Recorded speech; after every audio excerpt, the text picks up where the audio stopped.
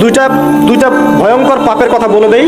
এই দুইটা পাপে যারা আসক্ত হয়ে আছে তারা তওবা করে ফিরে আসলে পরেও সারা জীবন তাদেরকে এটা সাফার করতে হবে। তওবা করে ফিরে এসেছেন মনে করেন, তারপরেও আপনাকে সারা জীবন এই পাপের ফলটা ভোগ করতে হবে।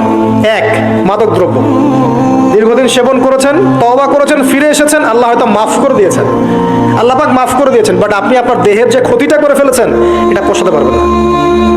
এক নাম্বার। দুই, তখন আপনি যদি বিয়ে করেন আপনি স্ত্রীকে সন্তুষ্ট করতে পারবেন না। হ্যাঁ।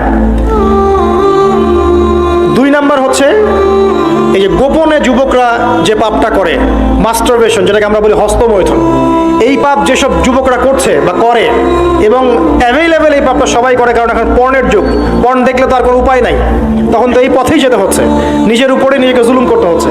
যারা হস্তমৈথুন অভ্যস্ত হয়ে গেছে এরা যদি তওবা করে ফিরেও আসে, শরীরের যে ক্ষতিটা হয়েছে এটা পূরণ হবে না কখনো।